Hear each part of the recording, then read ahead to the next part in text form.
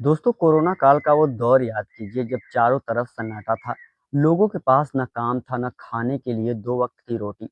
ऐसे खौफनाक वक़्त में अगर कोई इंसान आपके आगे हाथ बढ़ा दे, आपके घर का चूल्हा जलने दे और 50,000 की मदद करे, आपकी डूबती ज़िंदगी को बचा ले, तो आप उस इंसान के लिए क्या महसूस करेंगे?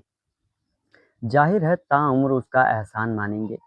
लेकिन आज मैं आपको उत्तर प्रदेश के अमरोहा जिले की एक ऐसी सच्ची घटना बताने जा रहा हूँ, जहाँ एक महिला को मदद करने के बदले में मौत मिली।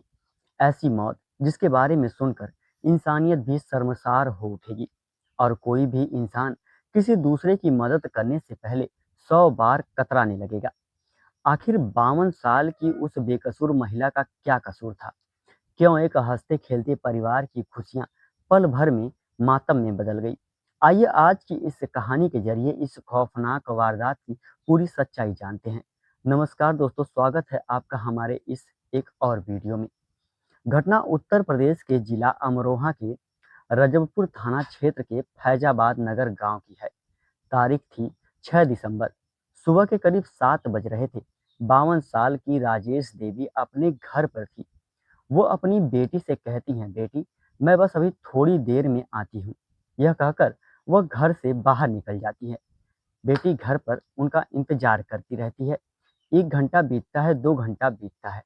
सुबह के 10 बज जाते हैं, लेकिन राजेश देवी वापस नहीं लौटती। घबराई हुई बेटी अपनी माँ के मोबाइल पर फ़ोन मिलाती है, लेकिन उनका फ़ोन बंद बताता है।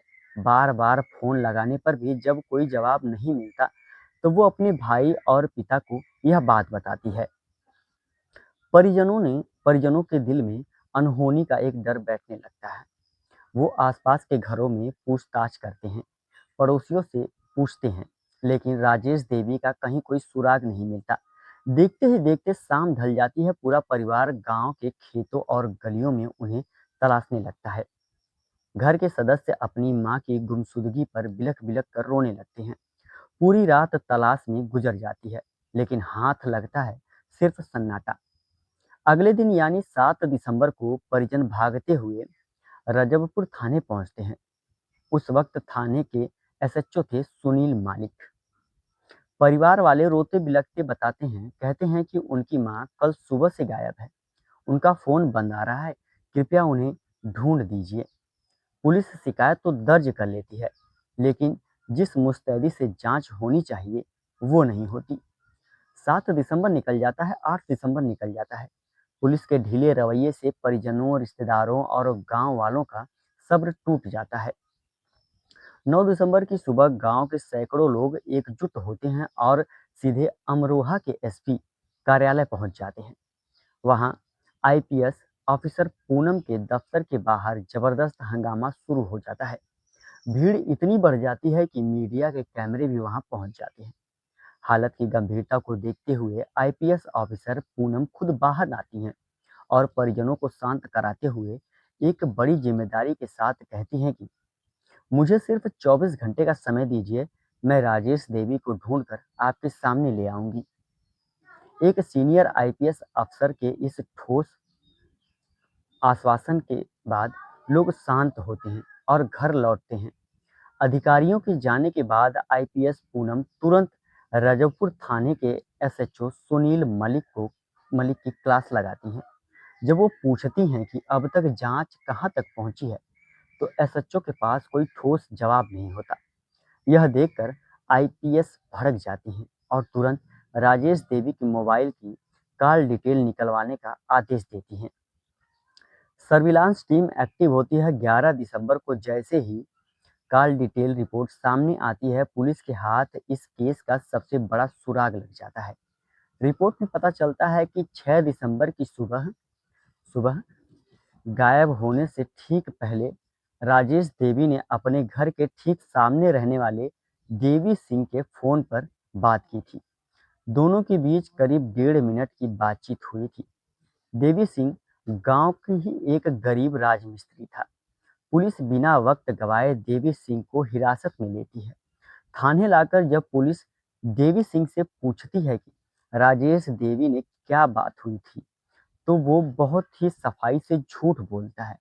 और कहता है, साहब, उनके घर में दूध उबलने की जगह बनी हुई है जिस पर घड़ा रखा जाता है, वो खराब हो गई थी। मैं राजमिस्त्री हूँ, तो उन्होंने मुझे उसे ठीक करने के लिए फ़ोन किया था। मैं जब उनके घर गया तो वो वहाँ थी ही नहीं। जब मुझे पता चला कि वो गायब हैं, तो मैं भी गाँव वालों के साथ उन्हें ढूँढ रहा था। देवी सिंह इतने इत्मीनान से झूठ बोल रहा था कि पुलिस को एक पल के लिए भी उस पर शक भी नहीं हुआ। 24 घंटे बीत गए, लेकिन वो अपने इसी बयान पर अड़ा रहा। आखिरकार जब पुलिस ने अपनी कड़ी शैली दिखाई और कड़ाई से पूछताछ की तो देवी सिंह टूट गया। उसने जो सच बताया उसे सुनकर थाने में मौजूद पुलिस वालों के रोंगटे खड़े हो गए। गांव में तनाव न फैले इसलिए पुलिस की एक बड़ी टीम देवी सिंह के साथ लेकर उसके घर पहुंची। देवी सिंह पुलिस को अपने घर के पिछले हिस्से में ले जाता है, जहां मवेशी यानी कि उसकी गाय भैंस बांधे जाते थे।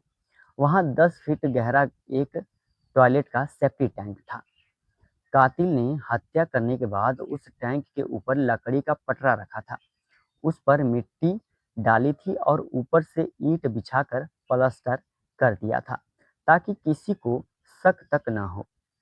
पुलिस जब उस जगह की खुदाई शुरू करती है और 10 फीट गहरे टैंक के अंदर झांकती है, तो 52 साल की राजेश देवी की सड़ी गली लाश पड़ी हुई मिलती है। जब पुलिस देवी सिंह को रिमांड में लेकर पूरी कहानी पूछती है तो सच सामने आता है। वो इंसानियत का कत्ल कर देने वाला था। देवी सिंह बताता है कि 6 दिसंबर की सुबह राजेश देवी उसे भांसी ठीक करने के लिए बुलाया था। जब देवी सिंह आया तो राजेश देवी ने बात करने के साथ साथ अपने उस पैसों का तगादा भी कर दिया जो उसने कोरोना काल में दिए थे। जी हाँ दोस्तों, यह वही देवी सिंह था जिसने घर में कोरोना के लॉकडाउन के दौरान खाने के लाले पड़ गए थे। बच्चों के लिए 2 वक्त का आटा तक नहीं था। तब यही पड़ोसी महिला राजेश देवी मसीहा बनकर सामने आई थी और उन्होंने इस परिवार को 50,000 रुपए की आर्थिक मदद की थी।